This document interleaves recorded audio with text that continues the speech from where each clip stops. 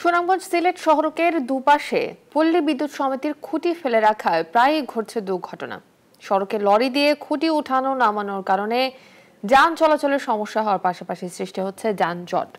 সড়ক ও জনপথ বিভাগ থেকে বারবার চিঠি পাঠানো হলেও কোনো পদক্ষেপ নিচ্ছে না সংশ্লিষ্ট প্রতিষ্ঠান। মোহাম্মদ বুরহান উদ্দিনের তথ্যচিত্রে দেখুন ডেস্ক রিপোর্ট। সুনামগঞ্জ পৌর শহরের ওয়েস্টখালী এলাকায় পল্লী বিদ্যুৎ সমিতির সদর দপ্তর, আর দপ্তরের সামনে থেকেই সুনামগঞ্জ সিলেট সড়কের পাশে সমিতির সরবরাহ লাইনের খুঁটি ফেলে রাখা শুরু।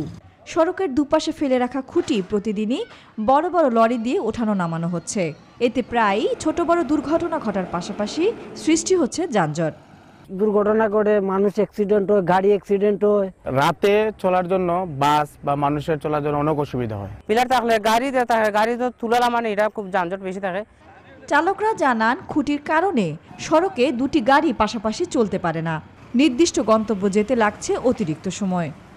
রুগী থাকলে অপেক্ষা করিয়া যে জায়গাতে আমরা তাড়াতাড়ি যাইতাম এটা আস্তে আস্তে যাইতে হয়। আমাদের ঘন্টা ঘন্টা জামের মধ্যে আমরা আটকে বই থাকি, ফাঁস হইতে পারলাম না। যখন গাড়ি দুটা ক্রস হইতে গিয়ে দেখা যায় খুঁটির মধ্যে বাজে যায়, খুঁটির মধ্যে লাগিয়ে অ্যাক্সিডেন্ট হয়।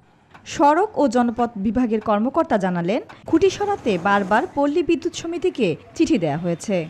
জেলা প্রশাসককেও লিখিতভাবে কয়েকবার জানিয়েছি যে পল্লী বিদ্যুৎ এবং পিডিবিকে অনুরোধ করার জন্য যাতে তারা বিকল্প ব্যবস্থায় খুঁটিগুলি পরিবহন, লোডিং আনলোডিংয়ের ব্যবস্থা করে।